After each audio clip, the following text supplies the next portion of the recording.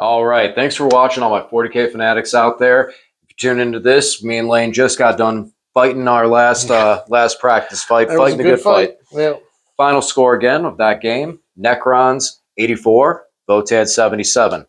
So let's talk about some things that went on here. So primary game. Primary game was where I was able to really take the lead in this one. You where do you think that kind of lost? Just not having enough units on the table? Well, I intentionally didn't put all my units on the table because the problem with the Satans is because of their phase capping. Their Satan powers don't do like an enormous amount of damage each turn, but they will do it for 3 or 4 turns, and that just wipes out all of my. It hits my units too hard. So I kept a lot of stuff off the table, which I don't think was necessarily a terrible idea. Oh no, that was painful to me. That was super painful. Because as soon as those pioneers started coming on, especially the last one was deep in my head because I was looking at where my characters were. So when I got aggressive on you, I lost Purge the Vermin. I wasn't able to get those points anymore. But what I saw was the opportunity to slaughter your primary game and send mine through the roof. And at the end, you scored 28 to my 44.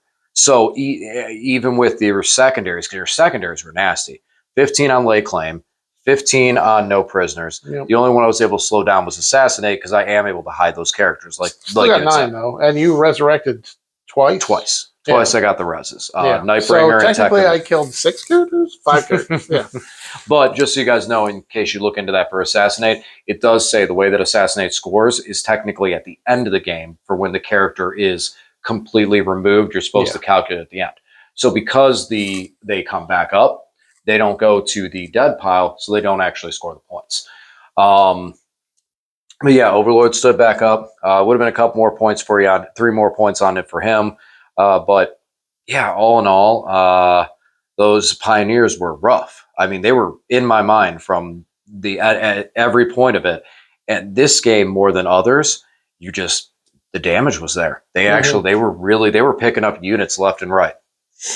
Yeah, I think the only thing I really, in hindsight, should have done differently was because of the deployment, I could have put one of my hecatons here and got onto the objective, so I could have scored 8 more consistently for a couple turns, and that would give me something. But other than that, I think we both played a real tight game. This was a lot more aggressive and open game than I usually play against you. Usually, I don't give the Hearthguard backfield for you to get into and be able to get my characters like that. But I could not resist the opportunity to smother your primary game. I knew, like, your Votann, you do damage. You can hide in a corner and still score 15 on secondaries. But if you hide in that corner, you lose those primaries. And that's kind of what I was banking on. I was like, I purged the Vermin, with you putting those guys in reserve and everything. I was kind of in a rough position that you could easily take that away from me. Treasure, I was able to score these. Ancient, so very close. So very close. The Pioneers beat up my Spiders, and that was one I did not expect. I thought I had it. I thought I got the 12 on you for it. So that was kudos to the Pioneers for being able to pick them off. I was close too. That was close because they were getting. You can't complain about that one because I killed a 9-man Scarab squad down to 1 wound. I took 35 wounds off a 36 wound squad, and then you resurrected 8 of them between the reanimate and the resurrection orb. Hey, I mean that's just dice, baby. but I mean that was closer to the dice rolls. Yeah. It wasn't like it was completely there. But yeah, 1 spider. I needed 1 spider to live so I could finish that. That would have been another 4 points for me there. Not mad about Ancient Machineries. Purge was rough in this one. Not very many. I think I only got 7 on that one. So Purge was a little rougher on this one, but I knew I was sacrificing Purge the Vermin once I went after your primary game, where I was able to get 44-28. Better for you in this one, I think? Engage? I didn't know. Since we pick the objectives before we deploy, I was not prepared. That was with your Pioneers going in reserve. So had looking at it in hindsight, with the Pioneers in reserve, yes, engage would be a better option. But I won't know that. And it wasn't until you made that play that's where I seen that. I'm like, okay, well, I can smother your primary game. So, but that's enough about me. Let's talk about your secondaries and your primary game. Okay, so you did only get a 28. You got one bomb dropped. That gave you some extra points there. And for the most part, just it was struggling to have those objectives at the beginning of your phase. Talk to me about that. It sucked. Yes. Okay. Okay. Obvious has been stated. No, it's fine. There are a lot of times I should have. I really part of my strategy is to not expose myself too much by going after primaries turn 1 and turn 2. But I should have positioned myself better so that turn 4 would have been a 12 instead of a 4, or maybe turn 3 could have been an 8. I don't feel too bad about only getting a 4 on turn 2. Usually I draw out my opponent, kill them, and then I can more free to move on to the objectives. So really, it would just been. Problem was you drew out Catans, which you couldn't kill. And the Berserks are one. Berserks, I mean, the Hearthguard can, but the Berserks are one of the weapons that really kind of finish off one of the Catans. And once they go, then you're back to the I can only do damage in the shooting phase, which is what made the Nightbringer such a nightmare in the backfield. Not trying to be funny with it. That literally, once that happens and he was at full wounds, he was at 8 wounds, 6 wounds. He was just such a stacked piece in the back corner at that point. Yeah, no, I can handle 1 Satan. It's 2 that gets to be rough. Right. But the your Pioneer game was very, very, very interesting. The bringing 2 in on turn 2, bringing 1 on in the final turn, them staying towards that outside, and I mean, granted, they had to come out from strategic, so of course they're going to be on the outside. But most of their guns have a 28-inch range, so bringing them in from reserve is still pretty effective because I can still pick up targets with them. Really slowed my game down. Really slowed a lot of places. I didn't think that you were going to pick the Warriors up like that. Definitely, that was one thing I should have respected that better. Didn't see that one coming. And I also moved the Wraiths out very far and quickly to that in hopes that you would take the bait on them in that turn. I think, or was that might have been the turn prior to it. Might have been turn prior to it where I moved the Wraiths out there in that sense.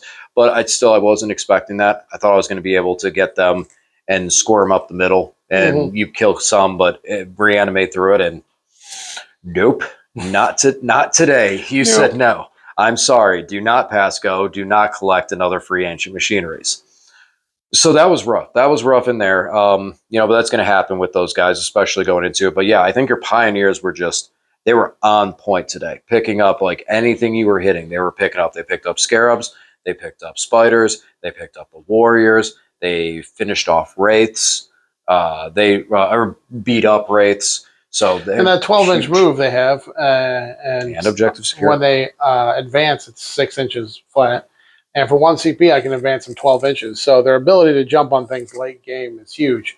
I just want to try to keep them around to late game. And your Satans have the ability to just, with Sky of Falling Stars, can just pick them up pretty consistently. So I was hoping I had 1 more left from this squad so I could do some shenanigans with him, but it didn't turn out that way.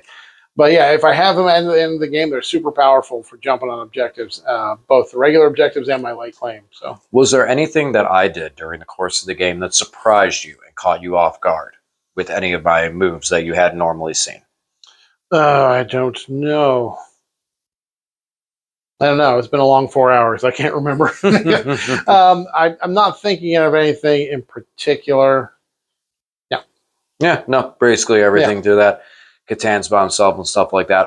I was surprised you put all the Pioneers in reserve. I think that was a really, really good move. There was nothing for them to do on the table. You could have put 1 on the table and hidden that corner and had that 1 on the table, like you were talking about, like you said, with the, kind of position it slightly down and then, oh, you're not going first. Go run in the building. Oh, you are going first. Here, go into this building. Yeah. Maybe the 1 would have been worth it, but I mean, that's like a coin toss call right there. Because then when it's out there, then now it's there. And with where my Catan were, that could have been a charge for me. Because especially the Void Dragon came right up to the edge of the terrain. And now if they're in here on that or touching it, now the Void Dragon has something to be able to charge. And if I, heaven forbid, I hit that long charge and the Void Dragon's in combat and just rips 1 entire squad of Pioneers off the table that's already been hit with Sky of Falling Stars, Antimatter Meteor, all this stuff, maybe not the double sky, but still getting hit with all this stuff. And now you're down a Pioneer squad. Yeah. Now, the Pioneers are super squishy. They really are. They are, and that's why I have to be super conservative with how I play them. Against shooting armies, I usually put at least 2 of them in reserve. I probably wouldn't take this as a competitive list if reserves weren't free, but in Arcs of Omen, they are free. So because they have a huge base size, that it's hard to hide more than 1 squad behind terrain. But really, they're super effective. Again, when they get their shotguns in range, it's 48 shots. A lot of times re-rolling AP1, AP2, sometimes up to AP2, AP3, auto-wounding. It just does a ton of damage into pretty much any profile. So this mission is actually one that's a little bit better for me, just because of the fact of playing on those corners. I'm able to get the Necron warriors into that corner and start H machines and start moving across the field. How do you feel in general on a scale of 1, let's just say 1 through 5, because there's 5 missions we're going to be playing. Out of the 5 missions that we're going to be playing this weekend, where would you rank this as far as how your army likes this mission? I'd say that my favorite is Pure Quadrants. I can't remember the name of it offhand. Pure Quadrants is number 1. This is number 2 for me. Yeah. I'm all right with this one because it's not corners. When I take Lay Claim, we have true quarters like Death and Zeal and Conversion. My opponent, if I take Lay Claim, can hide those objectives pretty far from my deployment zone. So with this one, you kind of force you to put them sort of in the middle of the table, so I have pretty easy access to them. So I would put it somewhere in the middle. In this particular situation, in this layout, all the objectives, the center one, are pretty well hidden in terrain. I do like when we have a few objectives out in the open, so I can shoot people off them. But, so this one's kind of like, this one's probably like number 3. Like yeah, 2, probably like the middle for third. me. Yep.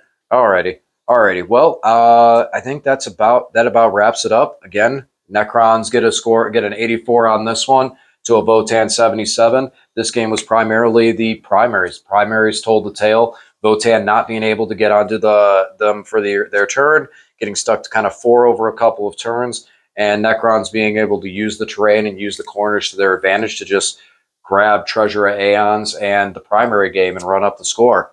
So, guys, thank you for watching. Hope you guys enjoyed the battle report, and we'll talk to you again soon. Have a good one.